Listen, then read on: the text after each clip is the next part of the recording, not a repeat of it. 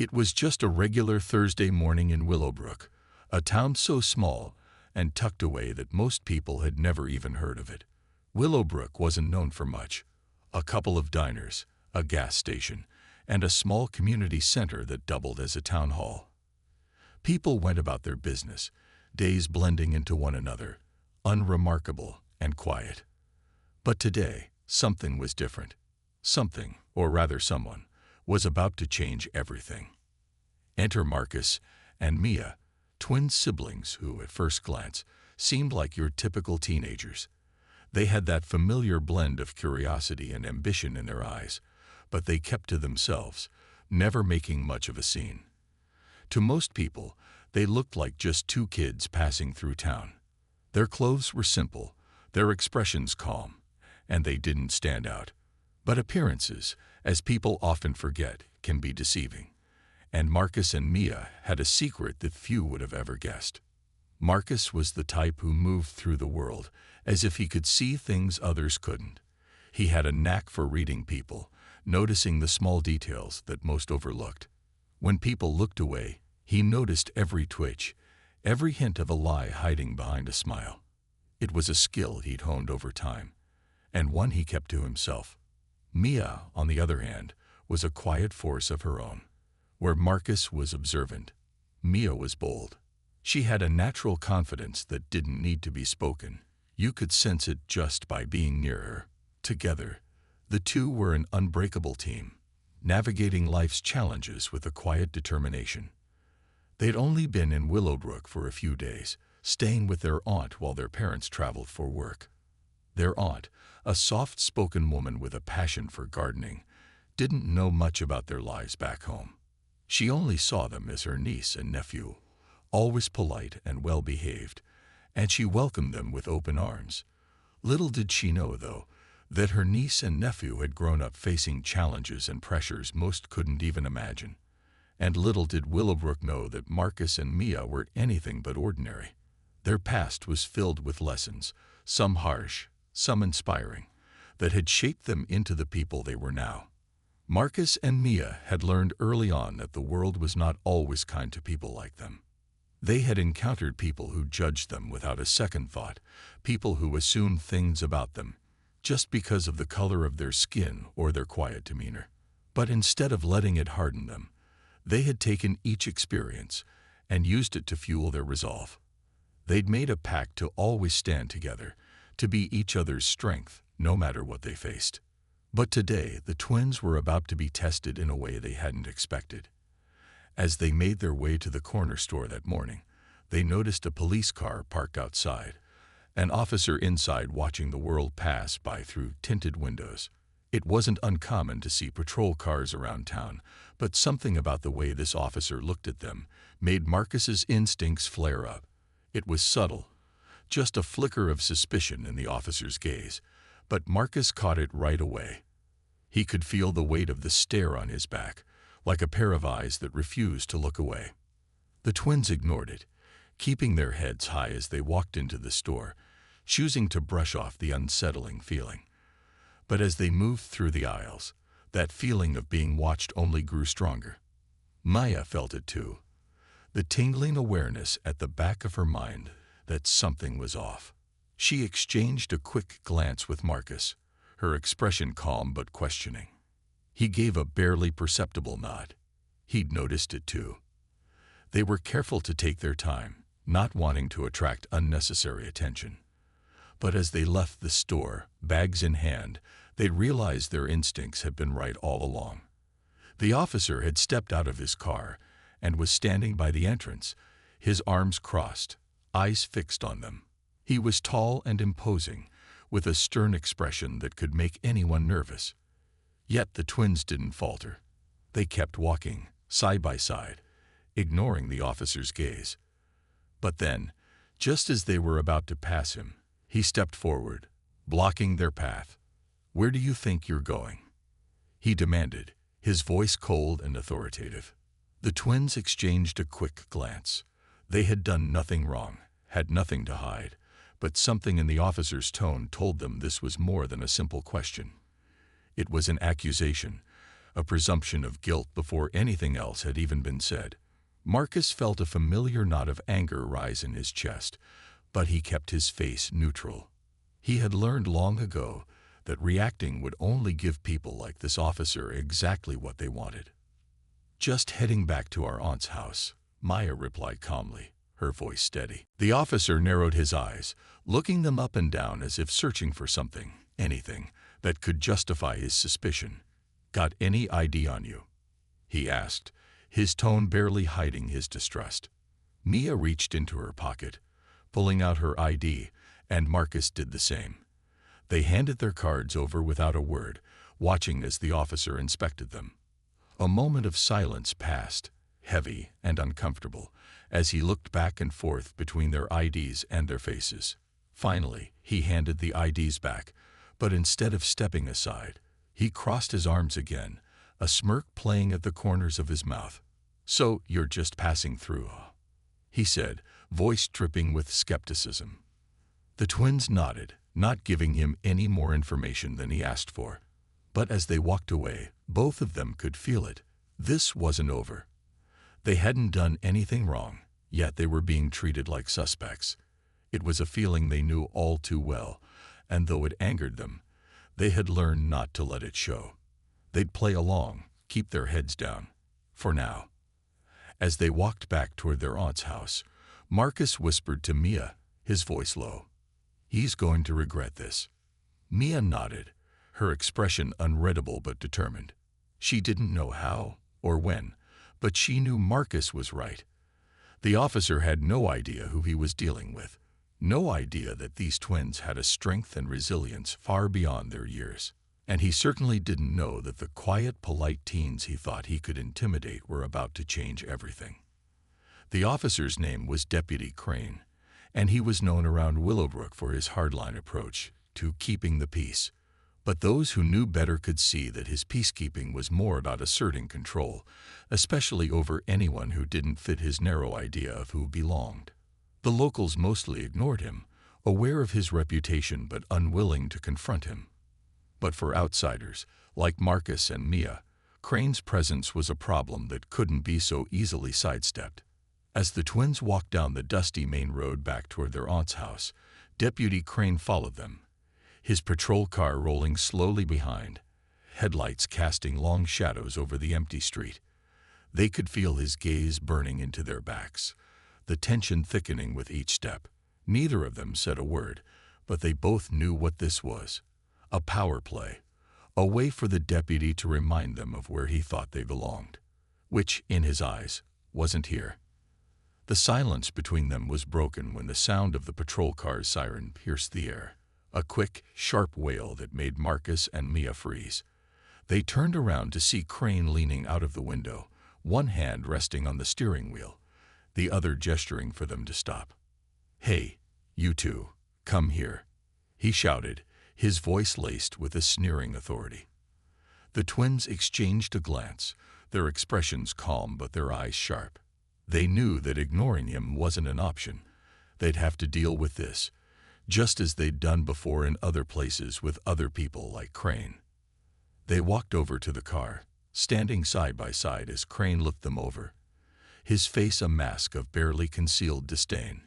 He was sizing them up, as if expecting to find something that would justify his suspicion. After a moment, he finally spoke, his tone dripping with condescension. "So what are you two up to, wandering around here?" he asked, as if they were criminals caught red-handed. "We're staying with our aunt just down the street," Marcus replied evenly, his voice calm but measured. "Oh yeah." Crane raised an eyebrow, feigning surprise. "Funny. Haven't seen you around before. Seems like you're here to cause trouble." Mia kept her gaze steady, choosing not to react to his words. She'd learned a long time ago that reacting to people like him only fueled their arrogance. Instead, she waited, watching him closely, every nerve in her body alert.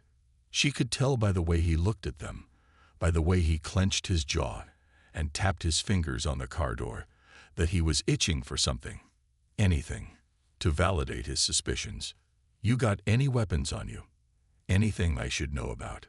Crane pressed, his eyes narrowing. "No, sir," Marcus replied, keeping his tone respectful even as he felt a flicker of anger.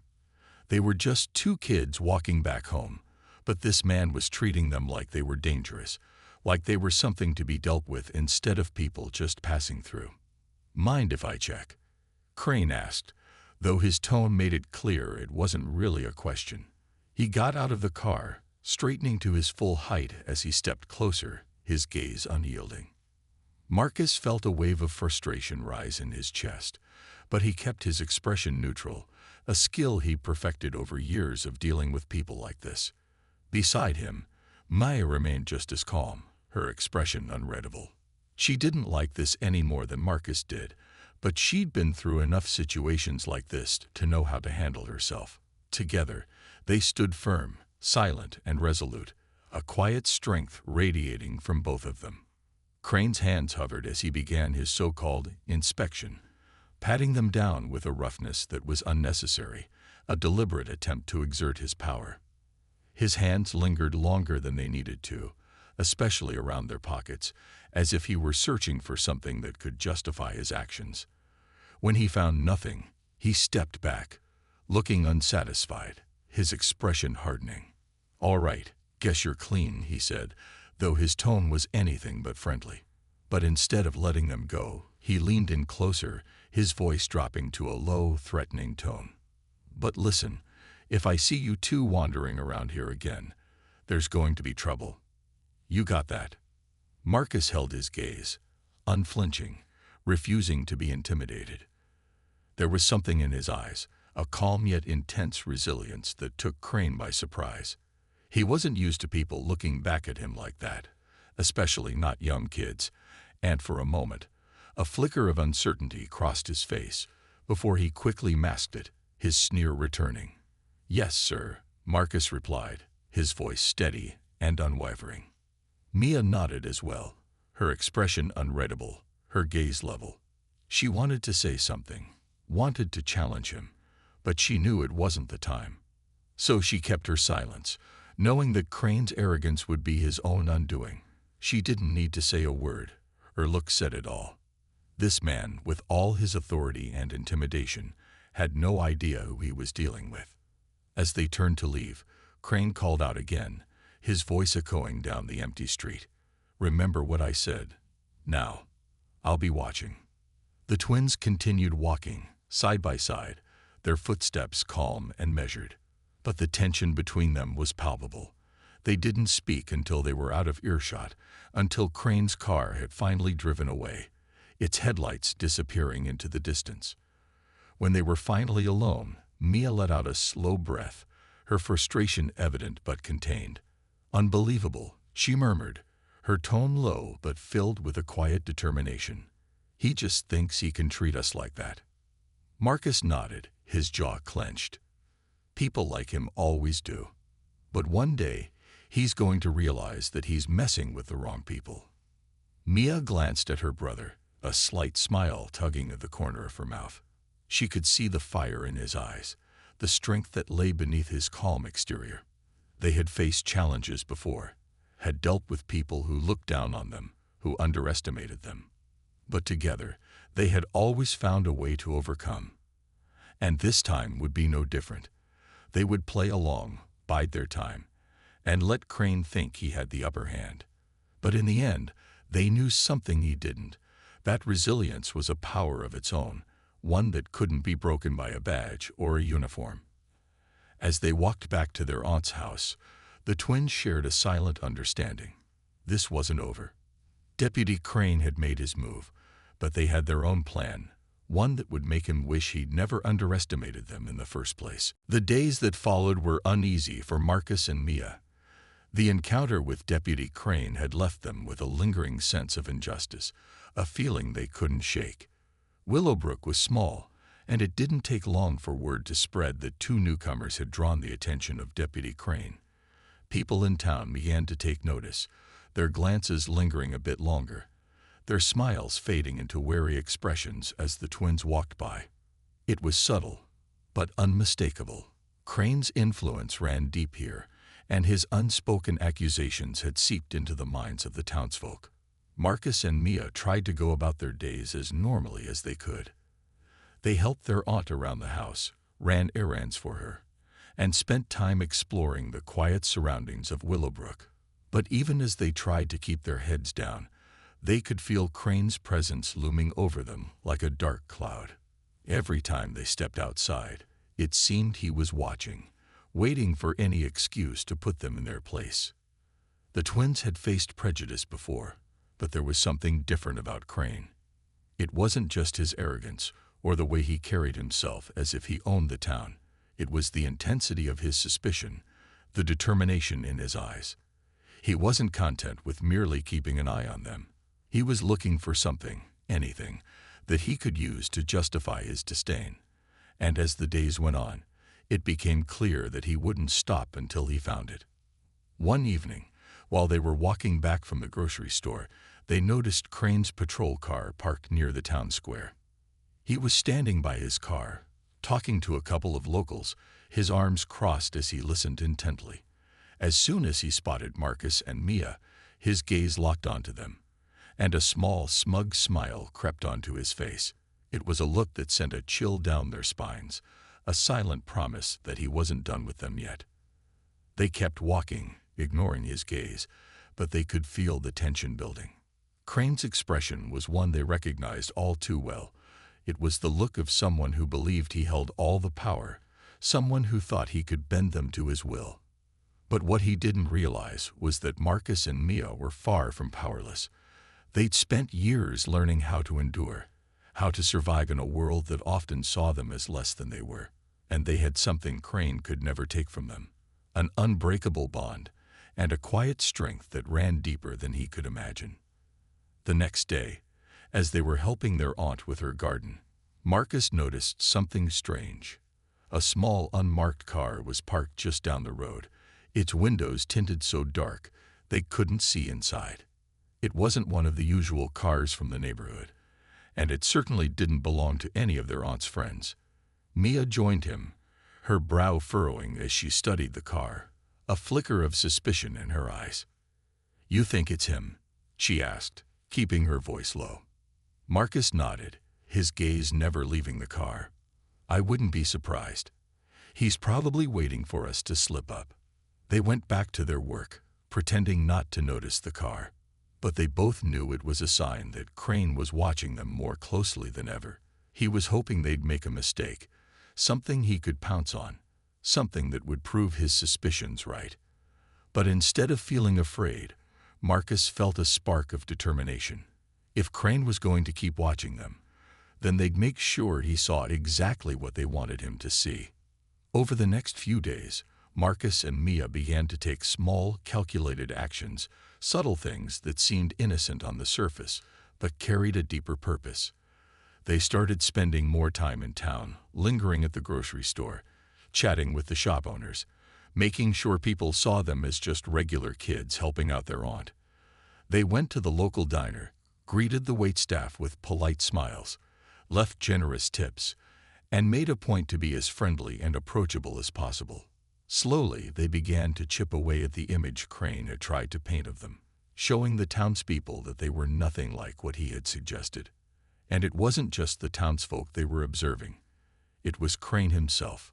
Marcus had a sharp eye for details, and he began to notice patterns in Crane's behavior. He noticed that the deputy seemed to make his rounds at the same times every day, stopping by the same spots, talking to the same people. He was meticulous, almost obsessive, and it became clear that he had a routine he rarely deviated from.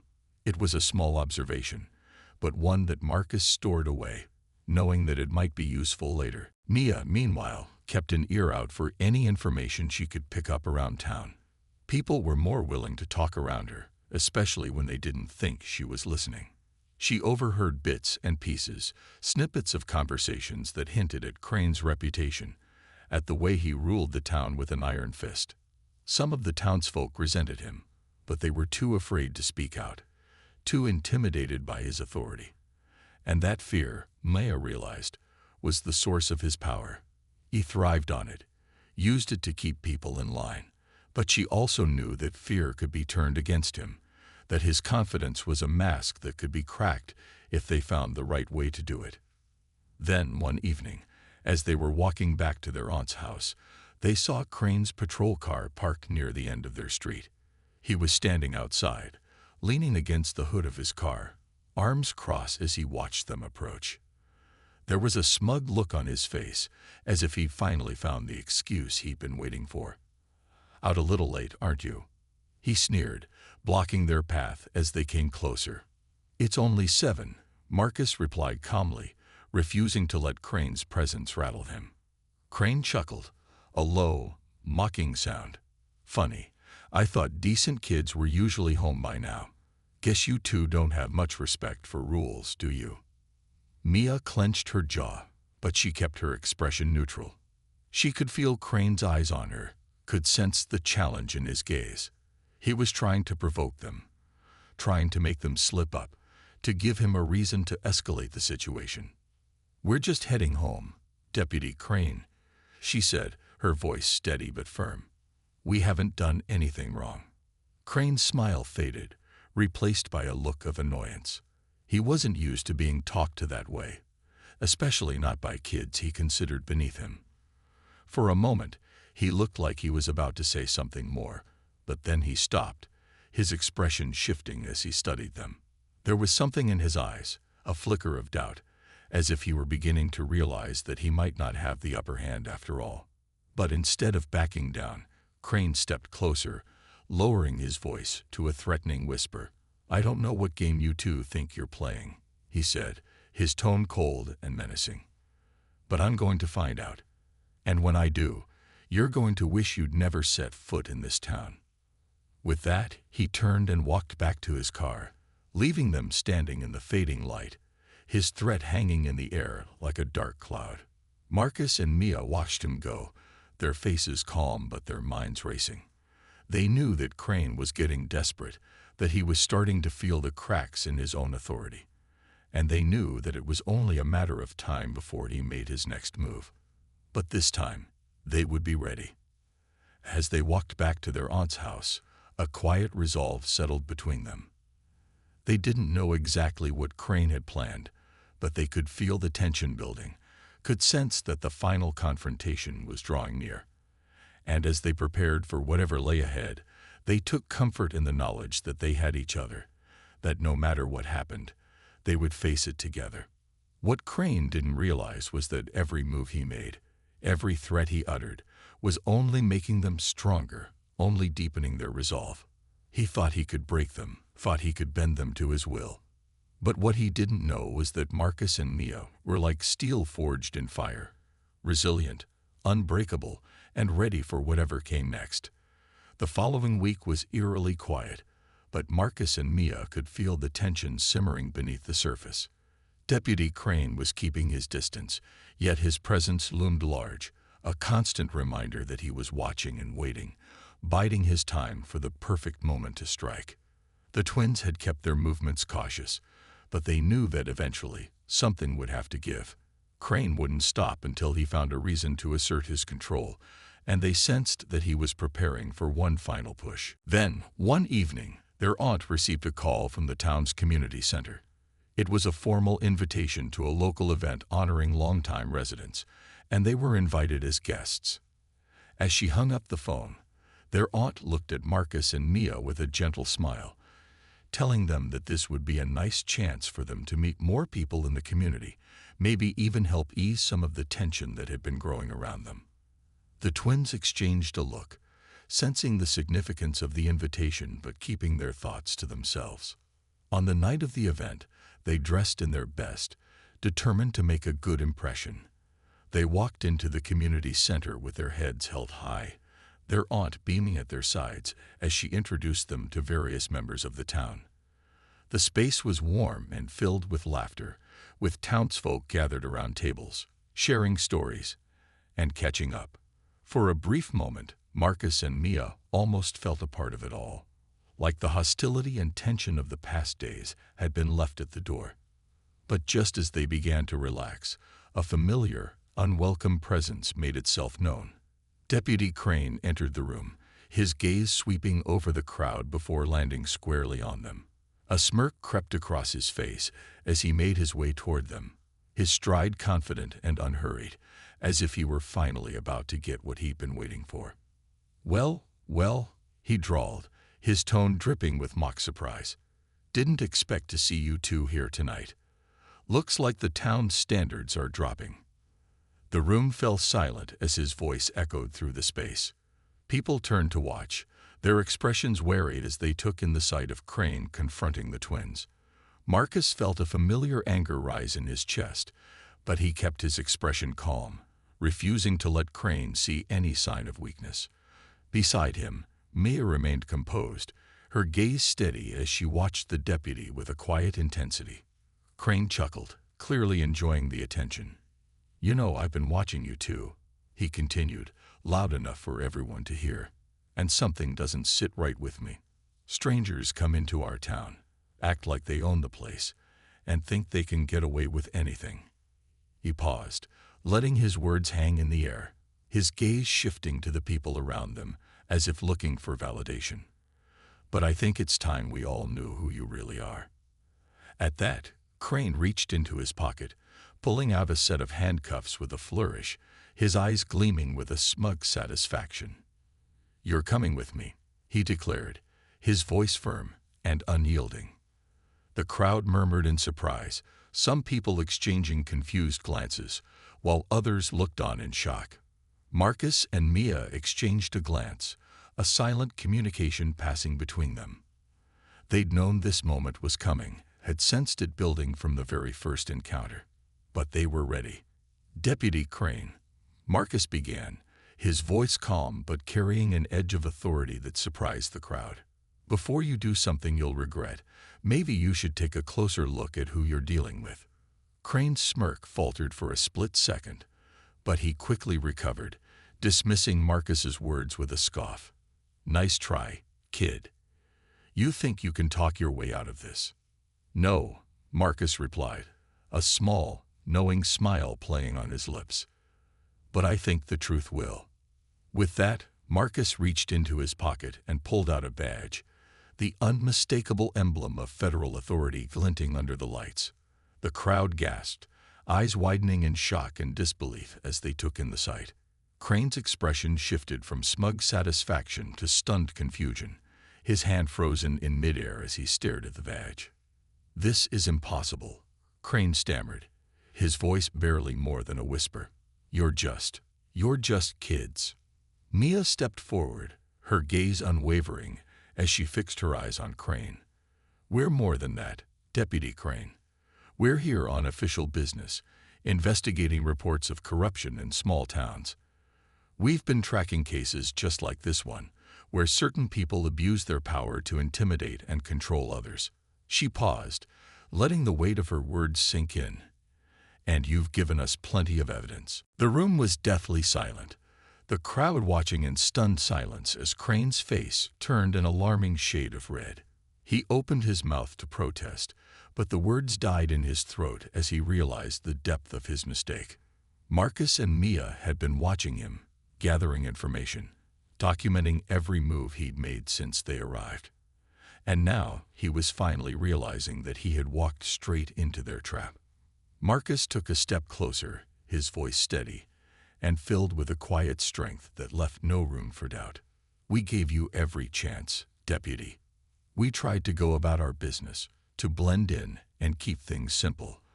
But you couldn't help yourself. You let your prejudice and arrogance guide you. And now, well, now everyone can see the truth." Crane's composure crumbled as he glanced around the room, searching for some form of support, some reassurance that he wasn't as alone as he felt. But the townsfolk only stared back, their faces a mixture of disappointment, shock, and for some, a grim satisfaction at seeing justice finally served. Mia continued, her tone calm but unyielding. "As federal agents, we were tasked with investigating cases of misconduct in law enforcement. And from the moment we arrived, you made it clear that you believed yourself above accountability." She held up a small recorder, a device that had been capturing every interaction they'd had with Crane since their first encounter. Everything you've said, every threat you've made. It's all here." Crane's face drained of color as he realized the extent of his mistake.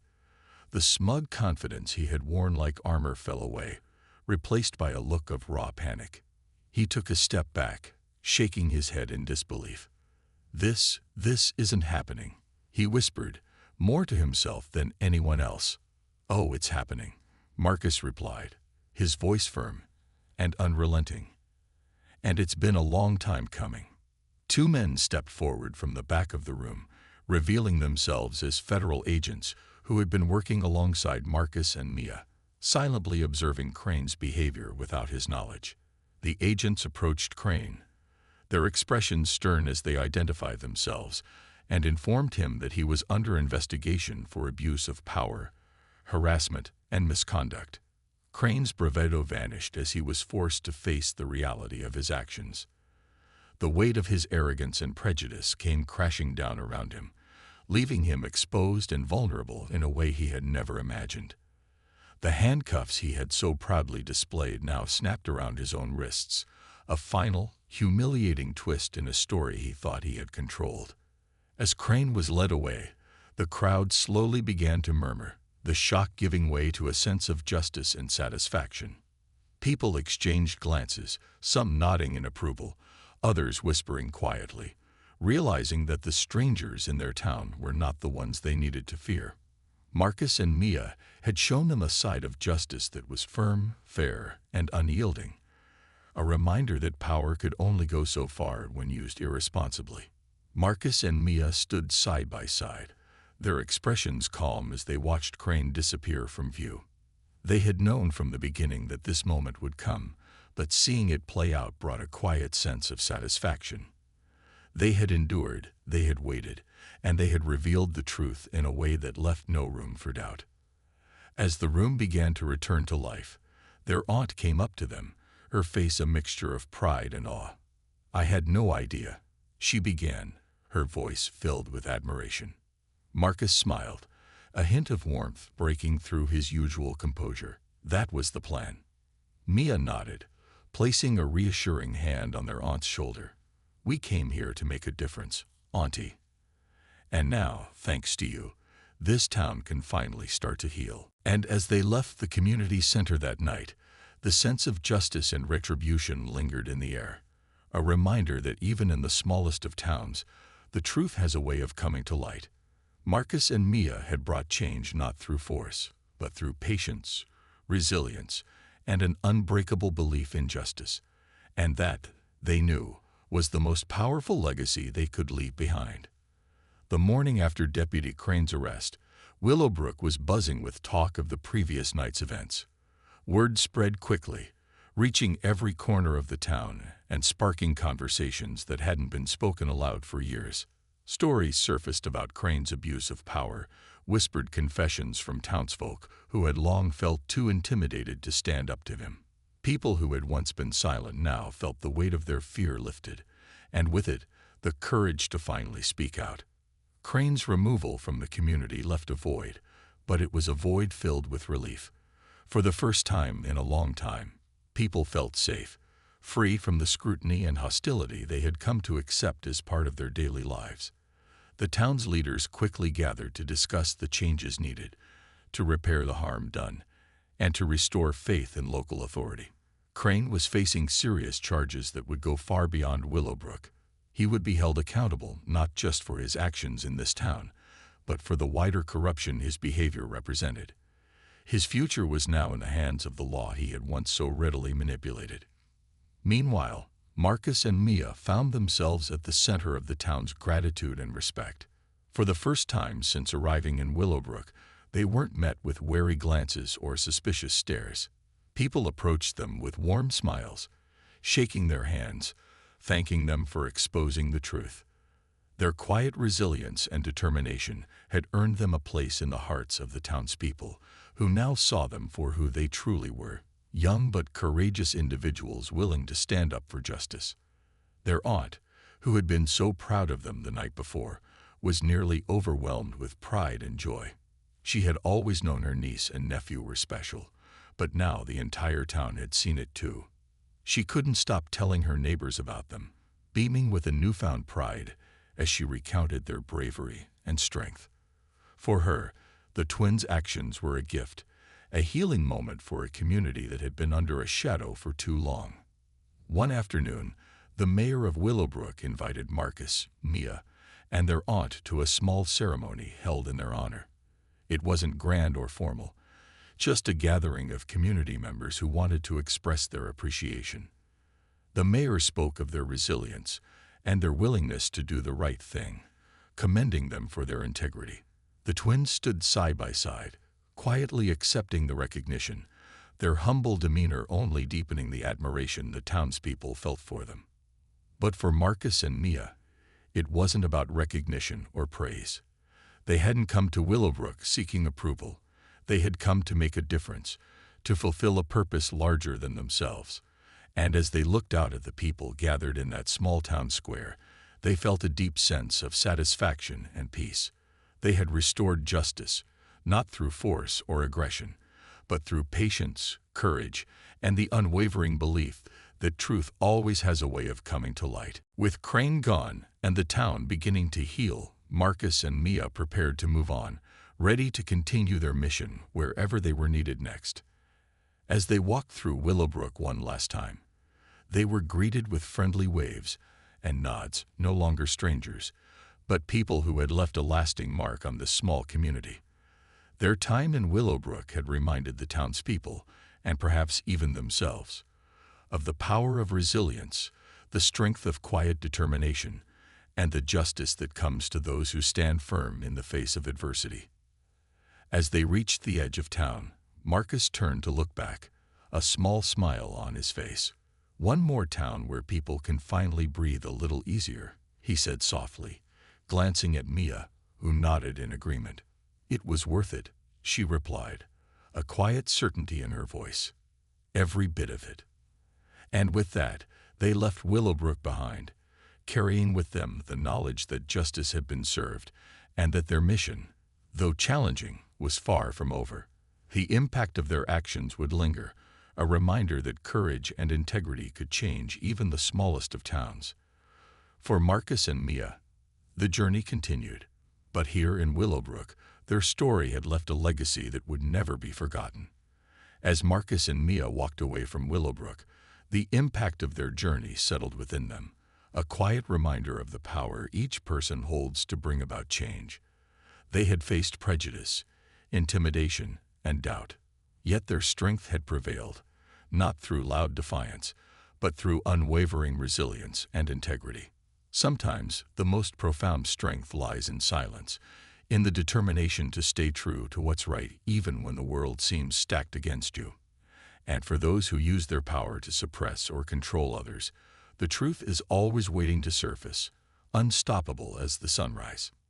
In every town, every community, and every heart, justice can find its way if there are people willing to stand up, willing to believe in something greater. Because in the end, it's not the loudest voice or the strongest hand that shapes the world. It's the quiet, resilient spirit that refuses to give in. For Marcus and Mia, and for all who stand firm, the message was clear. Justice may be challenged, but it can never be silenced.